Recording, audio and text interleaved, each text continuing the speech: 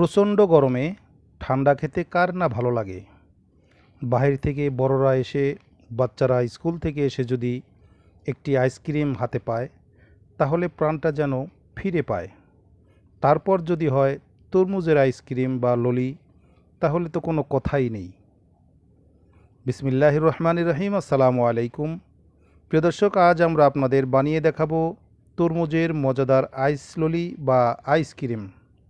খুবই মজাদার এবং খুবই সুস্বাদু, এবং আমরা আজকে এটার মধ্যে কোনো রং মিশ্রণ করিনি।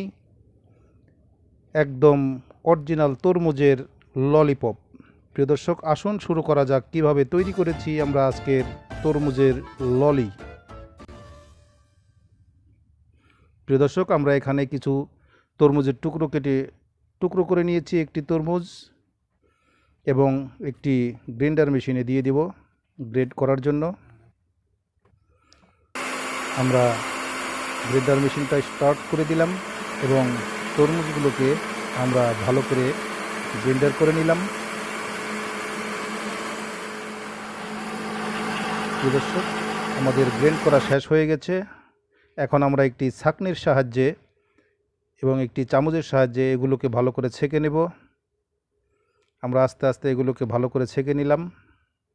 তরমুজের রসগুলো আমরা বের করে নিয়েছি। এখন আমরা একটি প্যানের মধ্যে সেই রসগুলোকে ঢেলে দেব। প্রিয় দর্শক, আমরা তরমুজের রসগুলো একটি প্যানের মধ্যে ঢেলে দিলাম এবং দিয়ে দিলাম 2 চামচ চিনি। আপনারা চিনিটা যে যেমন মিষ্টি খান তেমন দিয়ে নেবেন, আর আইসক্রিমের চিনিটা একটু বেশি দিলে একটু ভালো লাগে। প্রিয় দর্শক, আমরা এখানে কোনো ফুড কালার ব্যবহার করিনি, শুধু তরমুজের রসটাই আমরা এখানে নিয়েছি নিজেরা খাওয়ার জন্য, তৈরি করার জন্য। এখানে আমরা ফুড কালার ব্যবহার করিনি। আপনারা ফুড কালারটা ব্যবহার করবেন না, যেহেতু বাড়িতে আইসক্রিমটা তৈরি করা হবে সেহেতু ফুড কালার না দেওয়াই ভালো। প্রিয় দর্শক, বলক এসে গেছে। আমরা মিডিয়াম লো আছে এটাকে 5 থেকে 7 মিনিট ভালোভাবে জাল করে নিলাম। এই রকম ঘন করে নিয়েছি। প্রিয় দর্শক, দেখতে পাচ্ছেন।